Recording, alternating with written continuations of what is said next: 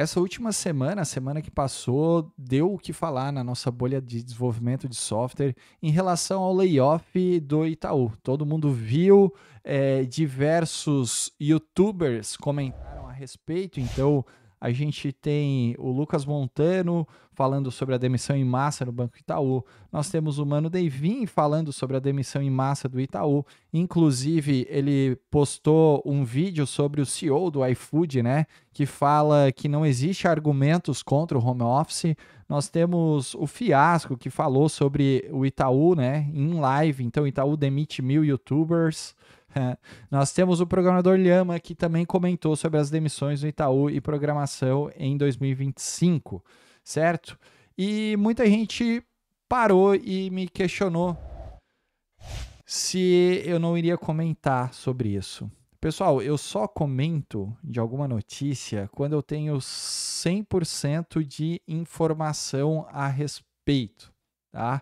Eu tenho contatos com, digamos assim, alto escalão do Itaú, que eu conversei com eles para tentar entender o que estava de fato acontecendo, e sem essas informações eu não poderia vir aqui em vídeo e dar a minha opinião, certo? Primeiro, se liga na tela aqui, deixa eu trocar a perspectiva de novo.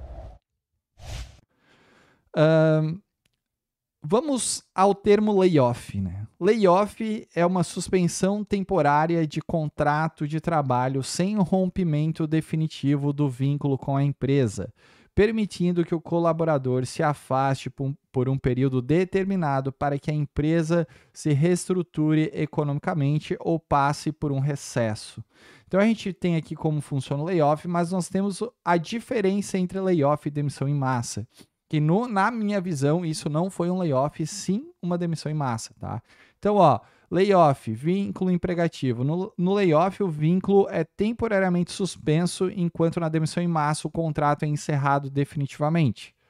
O objetivo, o layoff, visa preservar o emprego a longo prazo e dar à empresa tempo para se reorganizar. Já a demissão em massa é um desligamento definitivo. Requalificação. No layoff, o colaborador é incentivado a se qualificar, o que não acontece na demissão em massa. Ou seja, não foi um layoff, foi de fato uma demissão em massa. E eu tenho alguns áudios aqui do alto escalão de líderes de equipe do Itaú. Obviamente eu vou colocar aqui uma voz diferente, né? Mas para a gente pelo menos entender e pegar um pouquinho o contexto. Então se liga só nesse primeiro áudio aqui que eu vou colocar exclusivamente no vídeo de hoje. Então, cara, o que eu tenho de... Eu vou saber melhor às 3 horas aqui, mas um amigo meu já, a liderança dele já conversou, daí eu já tenho um pouquinho mais de informação. Parece que eles fizeram uma análise ali de pessoas que em dias que estavam trabalhando remoto e na verdade não estavam trabalhando. Tipo, a máquina lá, ponto batido e nenhuma atividade em períodos longos, assim, sabe?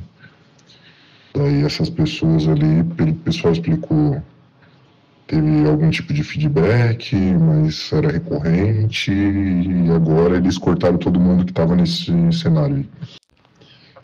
Ou seja, pessoal, tudo aquilo que a gente já sabia sobre produtividade e que todo mundo sabe que o Itaú entregava os seus MacBooks, seus computadores, enfim, o que for, com um software de escaneamento para ver se o pessoal realmente trabalhava, de fato é verdade.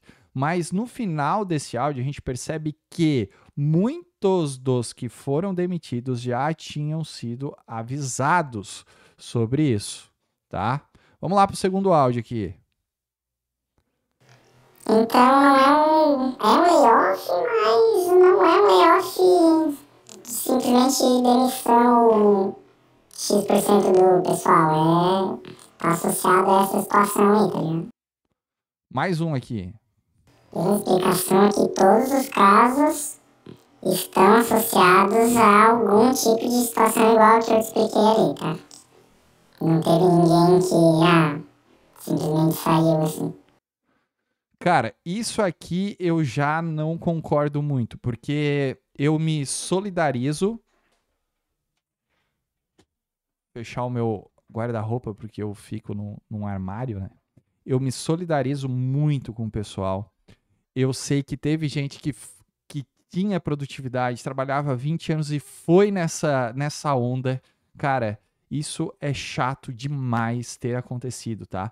Mas, de fato, eu acredito que também existem pessoas e pessoas. Eu já trabalhei 1 ano e 5 meses em home office, tá? E eu sei o quão difícil é, tanto para quem é funcionário, quanto para quem é da gestão, para quem é gerente, para quem é mais um nível mais acima, líder de equipe, lidar com essa situação de home office, certo? Primeiro, você tem como programador home office diversas distrações, tá? Então aqui, se eu for trabalhar home office hoje, eu tenho o quê? Eu tenho a minha família que está aqui do lado, que está falando, que está berrando, eu tenho a minha cozinha com o meu café, eu tenho uma Netflix para assistir na minha sala, eu tenho uma Disney Plus, tenho um PlayStation 5, tenho um WhatsApp com a galera mandando, pô, vamos jogar e tal. Então, existe distrações que dentro de uma empresa não tem. Ponto. Isso é fato. Outro fato, existem pessoas que são éticas profissionalmente e pessoas que não têm essa característica, tá? Então são pessoas e pessoas.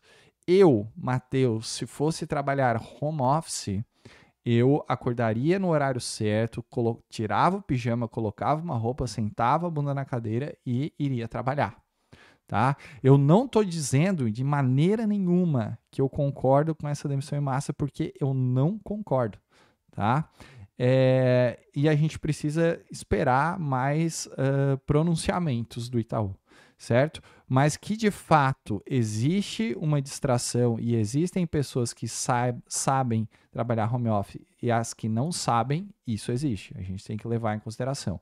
O que de fato, na minha visão, aconteceu foi a galerinha demitiram 1.000 pessoas, beleza? Dessas 1.000 pessoas, 50%, vamos botar assim, ou 30%, estavam nessa onda de bater o ponto e não trabalhar, sabe? Fazer outra coisa, porque eu tô no Itaú, ninguém vai perceber e tal. O restante, infelizmente, foi nessa onda aí. E isso aqui acaba me chateando. E esse pessoal que também foi nessa onda, que era produtivo ou não, recebeu a mesma justificativa de quem de fato não fazia nada. Então, cara, isso me deixou extremamente chateado.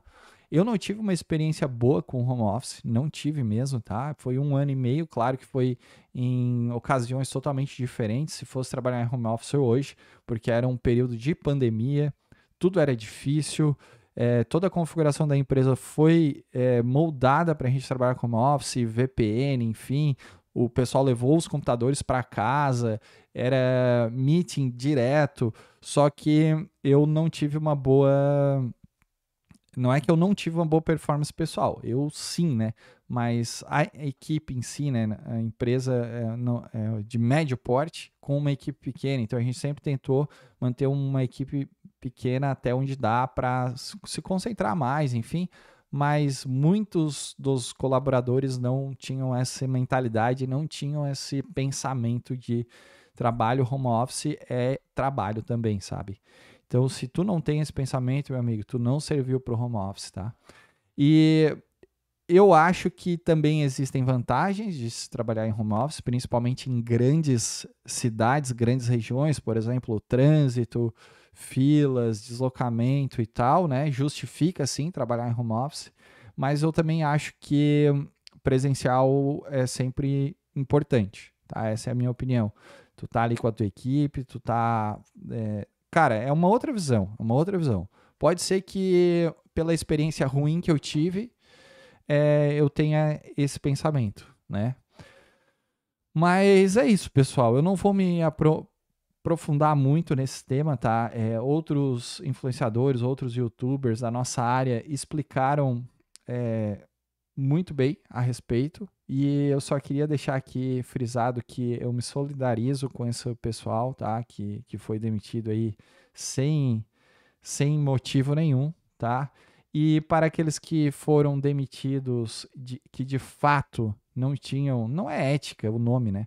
Mas não tinham essa consciência de que trabalhar home office é um trabalho, eu espero que repense nisso, porque é muito mais fácil você chegar nas redes sociais e falar que foi um layoff, né? Para não sujar, entre aspas, o seu currículo, do que, simplesmente fui demitido por conta de que eu não fui proativo e não trabalhei direito em home office, sabe?